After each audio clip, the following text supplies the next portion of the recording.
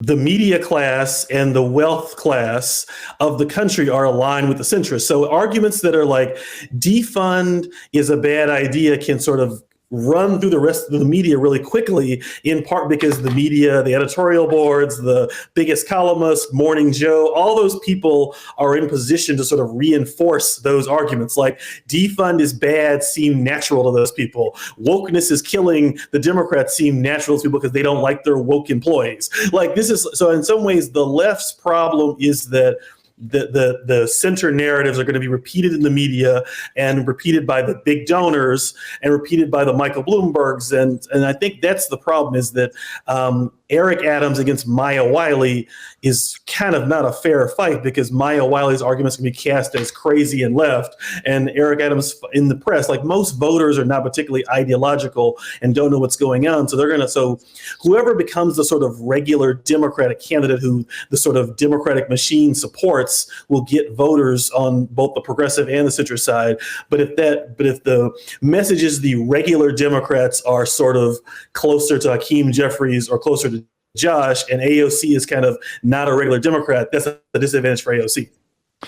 I don't want to harp on this point about the consultants, because I think your point is taken. They need to be able to work. They need to be mercenary on some level if they want to make their money. But there is an argument that the nature of a progressive candidacy ends up putting less money into the pocket of a consultant. I think that's correct. Because of the nature of the way that they maybe might be more grassroots oriented, less TV buys. I mean, it's just the way that these things are structured. Also, I should say, sorry, just to add, like there's a blacklisting element of it too that went down where there's an understanding. Say if you work with somebody who's primarying a sitting Democrat, you're less likely to get work with the rest of these Democratic candidates going forward. Yeah, I mean, I think there's that challenge, but I'm talking like almost like structurally, all things else being equal, you're going to make more money off of somebody who is, raising corporate money, A, and B, looking to an air campaign versus a ground campaign when it comes to politics. And I wonder if, in addition to that, there was a piece by Will Bunch, I'm sure you're aware of, in the Inquirer. At least I don't know if you read this piece, but and he was basically imagining an ad that could be deployed by congressional candidates where they would invoke MLK and they would invoke Rosa Parks and say Republicans are trying to keep this out, like engage in that culture war that Republicans have successfully sort of dragged our politics back into after a couple of like sort of blanks. Dr. Seuss didn't stick, but we found something. And engaging in that and rolling it in with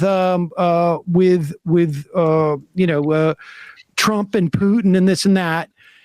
Is there like, why don't we see that? I mean, where is, it seems to me there's a generational divide here too, which is like, you mentioned a Spanberger. There are times where Spanberger and AOC are actually aligned. It seems to me against a Pelosi, even though their ideological politics don't there, but their perception of partisanship is different. Do you know what I'm saying? I do. Spanberger makes it a little more complicated, but let me sort of come to what I think is going on here is that. And the reason I don't want to blame the consultants is in part because the consultants don't get to, there's people who are able to speak and write columns and it's easier to know what they think than the consultants. But the other issue is at this point, the consultant class is people who agree with Bill Clinton, Hillary Clinton, Joe Biden, Nancy Pelosi, Barack Obama, their view of politics. So I'm not sure that the consultant class might have their own ideology based on money making. At this point, the consultant class has been curated to people whose general views are theirs. And the general views of those people, the people who have run the Democratic Party my entire adult life functionally, are race, culture, abortion, women's rights. All those issues are bad for us. So we need to focus on kitchen table issues. So we need to talk about healthcare, jobs. And if anytime it's culture war Republicans, win. Anytime it's Democrat, anytime it's anything else, anytime it's jobs, Democrats win. This is not true. And the reason you can think that most is 2018 was not about healthcare. The healthcare plan died in September 2017. 2018 was about, do you hate Trump or do you like Trump? And there were masses of people who didn't like Trump. We had these huge, Trump was this huge cultural identity figure, and we had the hugest elections of all time, which Democrats turned out in massive numbers. The lesson was not, we should roll out our boring plans and talk about our bipartisan roads plan. I don't know.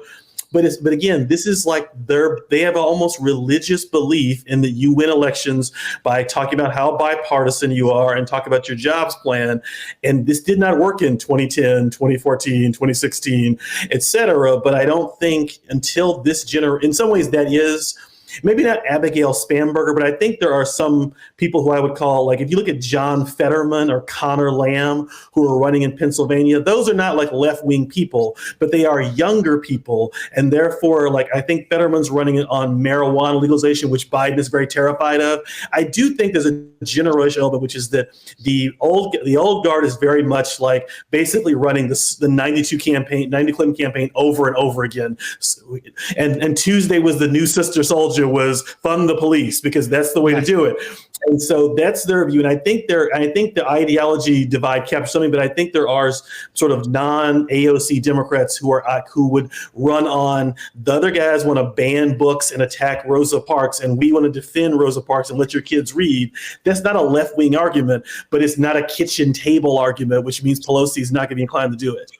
But there's also, I'm sorry, go ahead, Emma. No, it's just someone like, I'm just curious why you feel that way about Fetterman, given like, he's running as a pretty aggressively pro-union candidate.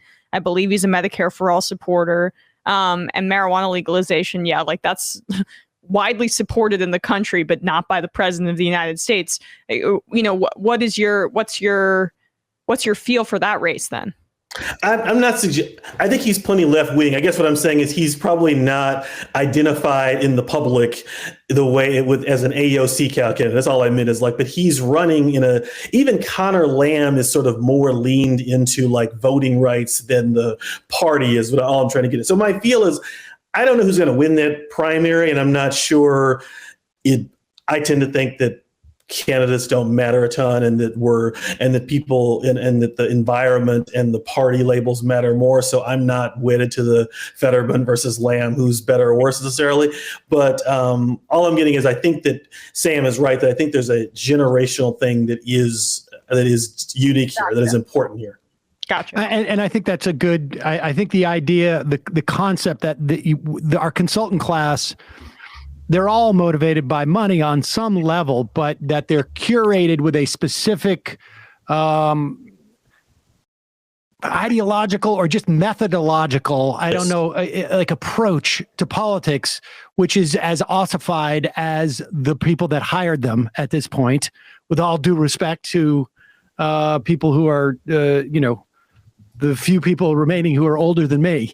I have a lot of consultant friends. I don't think they usually don't advocate saying defund the police, but I don't know that if they were in a group together, they would be like, you should say fund the police, because their general view is the Democrats have to win the base and win the swing voters. So that's their idea, is that the Pelosi Biden thing tends to sort of say, well, we gave the black people a Supreme Court nominee in January. They're going to be with us now, and let's focus on swing voters. Versus, I think the new updated form among the consultant class is turnout matters and swing voters matter, and don't do anything that's going to, some of our foot soldiers on the ground who are going to turn out the vote in Georgia, either they or their friends are defund people. So let's not piss them off, because we're not going to say, there's a difference between saying defund and saying fund in a huge speech, and that middle ground is to stop talking about it and to say we have a criminal justice approach that involves investing in the community, investing in the police. He's already been doing this pretty well. I didn't know why he needed to do the sort of.